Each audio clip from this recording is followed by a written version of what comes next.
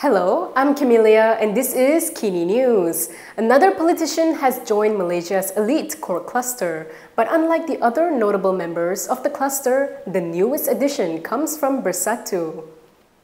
Bersatu Information Chief Wan Saiful Wan Jan has been charged for graft at the Kuala Lumpur Sessions Court today. He was slapped with two charges. The first was for soliciting a bribe of an unspecified amount, and second, for receiving a bribe of 6.96 million ringgit between July 8th, 2022 and September 30th, 2022. On the first charge, he was alleged to have solicited the bribe from one Lian Tan Chuan as an inducement for him to help a company, Nepturis Sendirian Berhad. This is to secure the Central Spine Road, Sirte to East Coast Expressway interchange project valued at 232 million ringgit from the government. The second charge accused Wan Saiful of receiving, through his company, WSA Advisory Group Sendirian Berhad, the 6.96 million ringgit from Nepturis Sendirian Berhad. It was received as an inducement to help the latter secure a letter of award for the same project. Both charges were alleged to be in violation of Section 16(a) of the MACC Act. Wan Saiful faces imprisonment of up to 20 years and a fine not less than 5 times the value of the inducement. He pledged not guilty to both charges. It's a sad day for Muhyiddin, as he told reporters this marks the first time Bersatu has been dragged to court. Speaking to reporters, he appeared convinced that the charges against Wan Saiful are politically motivated. Bersatu President Muhyiddin Yassin has expressed his regret and sadness today. Jadi pertamanya saya rasa sedih kerana buat pertama kali Bersatu dibawa ke mahkamah. He said selective prosecution is being carried out against the party leadership after its information chief Wan Saiful Wan Jan was charged with corruption. Muhyiddin also claimed that the prosecution against Bersatu had been hinted at by UMNO President Ahmad Zahid Hamidi. This is what the Perikatan Nasional chairperson said when met by reporters at the Kuala Lumpur court this morning. Saudara ingat apa pernyataan yang dikeluarkan oleh Presiden UMNO yang dikata sekarang ni mereka tuduh kami kluster mahkamah dan selepas ni akan adalah satu kluster baru mahkamah juga. Jadi itu macam dah satu perkara yang dah awal-awal preempting. Jadi apa yang berlaku ialah satu daripada perkara yang saya fikir sebagai satu yang dirancang dan terancang. Jadi niatnya pasti tidak baik dan kita sudah buat pun laporan polis. Wan Saiful was charged today with soliciting a bribe of an unspecified amount and for receiving a bribe of 6.96 million ringgit in 2022. Speaking to reporters himself after posting bail, Wan Saiful echoed some of the points raised by Muhyiddin and then went further to blame the unity government for trying to divert the public's attention from its own failures. Bersatu Information Chief Wan Saiful Wan Jan became the second party leader to express regrets during a press conference today. This comes after Bersatu President Muhyiddin Yassin expressed his regret and sadness earlier today. Wan Saiful is facing 2 charges of soliciting and accepting 6.9 million ringgit in bribes. Speaking to reporters after paying his bail at the Kuala Lumpur Courts complex today, he said the charges should not have been filed. Jadi Alhamdulillah, hari ini proses untuk hari ini telah selesai. Saya bersyukur sebab saya ada satu pasukan peguam bela yang bagi saya kukuh dan akan insyaAllah dapat membuktikan bahawa tuduhan yang dikenakan kepada saya ini adalah satu tuduhan yang mana tidak sepatutnya berlaku dan saya mengaku tidak bersalah, saya mohon untuk dibicarakan. Saya yakin dengan proses mahkamah kita akan dapat membuktikan bahawa tidak ada sebarang kesalahan yang dilakukan. Wan Saiful added that he deemed the charges to be selective prosecution aimed at diverting attention from the failure of the unity government. Dan sebenarnya saya agak kesal sebab keadaan sekarang adalah keadaan yang mana kita patut fokus kepada kebajikan rakyat, kepada situasi yang melanda rakyat, kepada kos sara hidup, kepada banyak barang-barang keperluan asas yang harganya naik melambung. Begitu juga dengan tuntutan untuk dikeluarkan KWSP secara bersasar yang hari-hari disuarakan oleh rakyat di pelbagai peringkat. Tapi apa yang berlaku ialah diwujudkan pertuduhan sebegini untuk divert attention daripada kegagalan kerajaan ini kegagalan untuk mengeluarkan idea-idea baru, idea-idea penyelesaian kepada masalah rakyat. Apabila mereka gagal, dicuba ditutup dengan mewujudkan kes yang sepatutnya tidak wujud. Wan Saiful added that he would not be intimidated and was ready to prove that he is innocent. What can Rahmah possibly mean when you're speaking in Parliament about the government's policy on helping the B40 improve their access to food? One PAS MP is standing firm by her denial that she never meant to refer to Menu Rahmah. Kapa MP Halimah Ali used the word Rahmah when she linked low-quality food to cancer and autism when speaking in Dewan Rakyat. However, according to her, she was not referring to the government's Menu Rahmah initiative at all. She accused Malaysia Kini and its video arm Kini TV of creating misconception and stressed that she had never said the word Menu Rahmah in the first place. Why is it that you are saying that I said Menu Rahmah causes cancer? I didn't even say Menu Rahmah. There was no mention of Menu Rahmah. What are you talking about? Rahmah ke apa?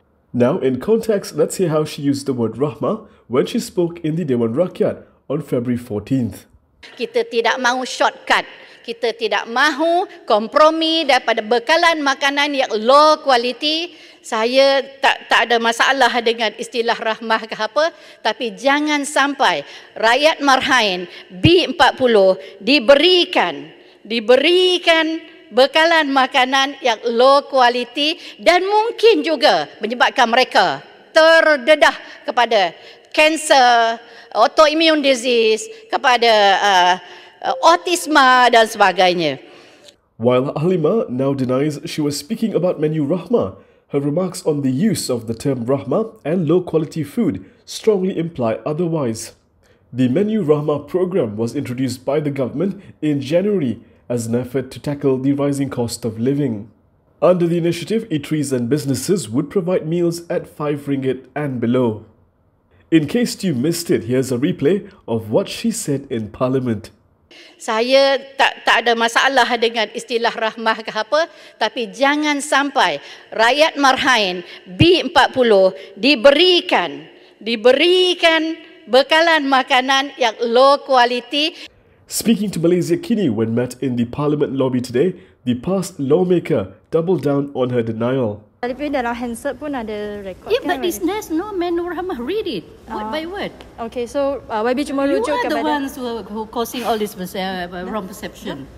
Halimah had come under fire for her remarks after critics accused her of linking food quality to autism. Halimah later said on Thursday that she did not mean to say that eating low-quality food could lead to a developmental disorder like autism. Wan Saiful's case has been used as an example by Anwar Ibrahim on why he appointed Zahid as his deputy. It's all about letting justice run its course independently. Prime Minister Anwar Ibrahim has once again defended his decision to appoint UMNO President Ahmad Zahid Hamidi as Deputy Prime Minister. Anwar appointed Zahid despite the UMNO leader being on trial for corruption. Today, Anwar compared Zahid's situation to that of Wan Saiful Wan Jan, who was charged with corruption this morning. Keduanya hari ini umpamanya ada ahli yang berhormat yang didakwa. Apakah perlu dia letak jawatan semua kedudukan dalam parti?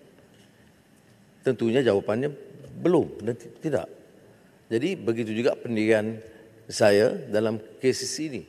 Apa yang saya lakukan ialah memaklum kepada Peguam Negara, kepada Ketua Hakim Negara, bahawa negara ini mesti tegak atas prinsip negara hukum. Saya tidak mahu menghukum sebelum mahkamah. Proses mahkamah yang telus dan bebas. Anwar was responding to a question from Pasir Mas MP Ahmad Fadli Shari. The PAS MP asked whether Zahid's appointment fits the good governance values of Anwar's Malaysia Madani program. Zahid is on trial for 2 corruption cases, one of which involved 31 million ringgit of funds from Yayasan Akal Budi. The High Court acquitted him on his second corruption case involving the foreign visa system, but the prosecution is appealing the acquittal. Continuing his defence of Zahid, Anwar told Parliament that the Deputy Premier had been following the principles of good governance set out by the administration.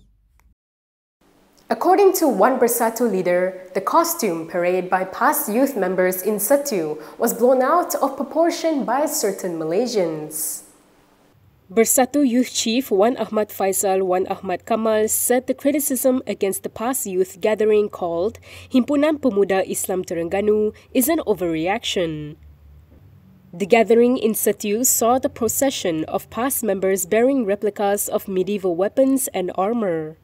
This is what he told reporters at the Kuala Lumpur Courts Complex today. No, please. I think this is an overreaction by the public, especially among, among non-Malays and Muslims.